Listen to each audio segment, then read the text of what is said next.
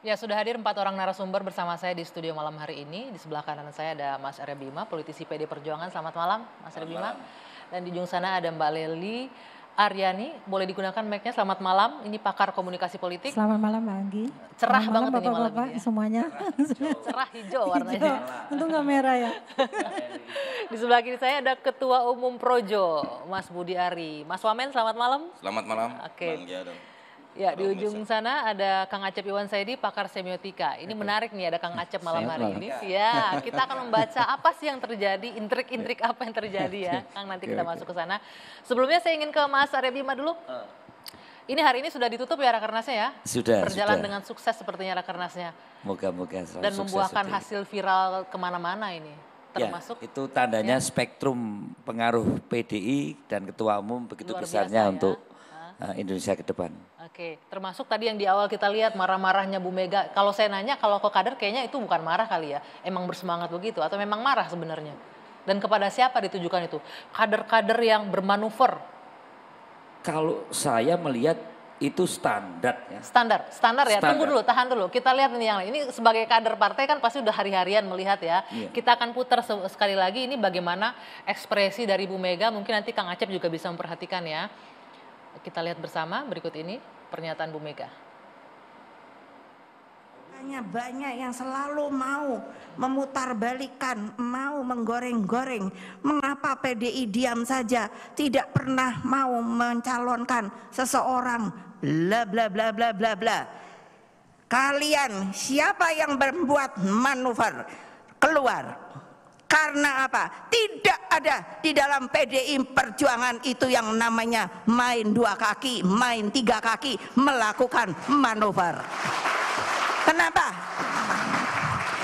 Karena saya diberi oleh kalian sebuah hak yang namanya hak prerogatif. Hanya ketua umum yang menentukan siapa yang akan menjadi calon presiden dari PDI Perjuangan.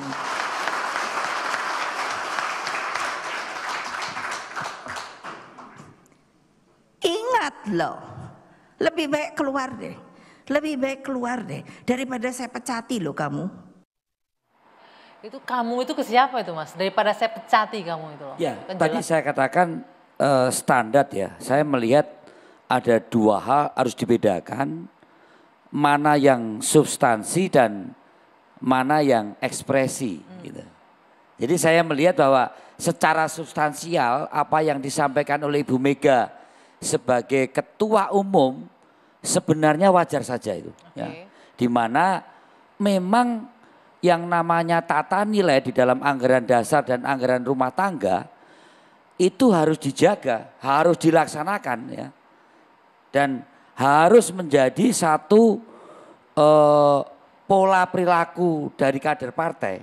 Nah, kalau tidak dijaga, bagaimana tata nilai yang ada di anggaran dasar dan anggaran rumah tangga partai ini, ya tentunya partai tidak akan utuh, partai tidak akan kompak. Jadi saya melihat bahwa Ibu Mega ini tidak hanya sebagai ketua umum, tapi beliau juga memegang mandat kongres. Ya kan? Dengan demikian tanggung jawabnya tidak mudah dan bagaimana situasi sekarang ini juga ada sesuatu yang perlu Ibu mengekspresikan dengan cara itu. Dalam artian begini, beliau kan cukup lama ya sebagai ketua umum mau partai dan cukup panjang melihat situasi politik sejak 98 sampai sekarang. Jadi banyak hal insting politik beliau itu tajam dalam satu dinamika politik yang saat ini berkembang dan bagaimana situasi itu partai tetap harus kuat, harus kompak ya. Jadi saya melihat bahwa ekspresi beliau memang semacam memberi warning pada kita semua. Oke, sebentar ini menarik nih. Instingnya Bu Mega kan tadi Mas Arya Bima bilang tajam ya. Apakah pernyataan ini keluar karena memang Bu Mega melihat sudah mulai ada gelagat nih yang bakal ada cawe-cawe dalam tanda kutip untuk calon siapa yang akan dimajukan di PDIP? Ya, atau... kalau dalam bahasa kita rapatkan barisan ya. Tidak mudah mengelola partai saat ini untuk menjadi partai yang kuat dalam pengertian secara ideologi, secara organisasi dan penataan personel yang mana Ibu Mega sebagai ketua umum harus mendisiplinkan kader-kadernya dalam dinamika politik yang akhir-akhir ini, ya kan? Ada yang nakal berarti sekarang harus didisiplinkan ya? Antara nakal dan tidak, yang jelas ada yang melirik mungkin ya. Yang melirik atau dilirik Ya, nih? Dia atau yang- melirik atau dia satu, dilirik kan beda ada ya? yang melirik, Kalau melirik itu berniat yang pertama, nih. ya kan? Yang kedua juga dinamika di internal nggak konsentrasi lagi seperti Ibu katakan untuk kita kompak yang masih 2 tahun ini.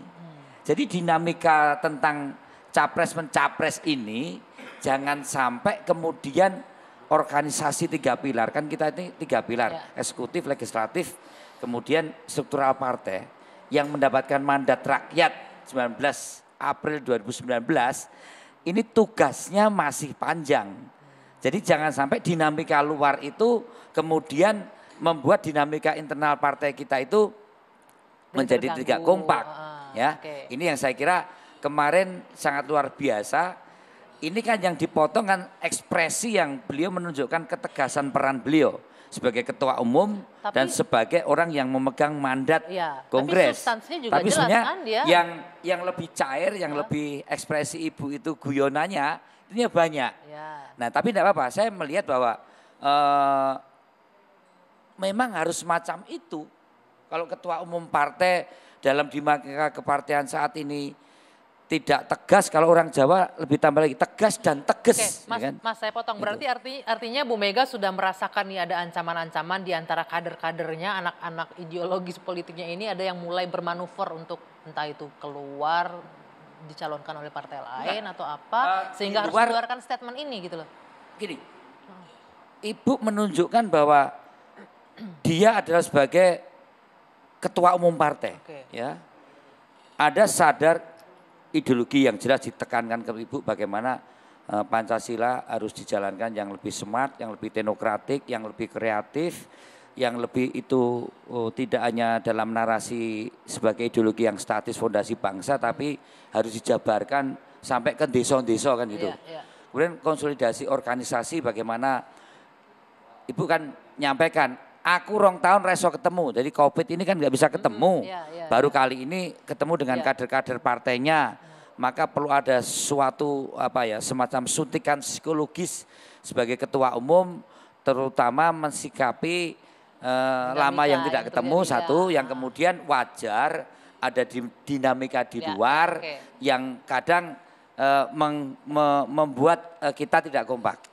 Nah, kalau ada yang melirik atau dilirik itu juga dianggap sebagai satu dinamika yang biasa di luar, ya kan? Tetapi ke dalam, saya kira Ibu tegas sekali bahwa kesepakatan Kongres menyerahkan kepada Ibu Ketua Umum untuk menentukan siapa calonnya dan kapan menyampaikan itu ke publik. Ini sudah diatur oleh aturan undang-undang KPU dan untuk internal partai tentu akan menyesuaikan itu. Itu dululah yang kita ikuti.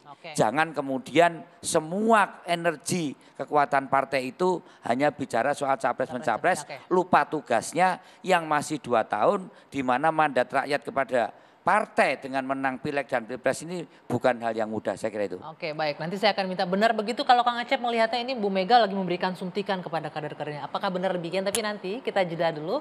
Apa yang akan dibaca oleh pakar semiotika mengenai statement dan juga gestur dan juga tadi ekspresi dari Ketua Umum PDI Perjuangan. Usai jeda kami akan lanjutkan saat lagi.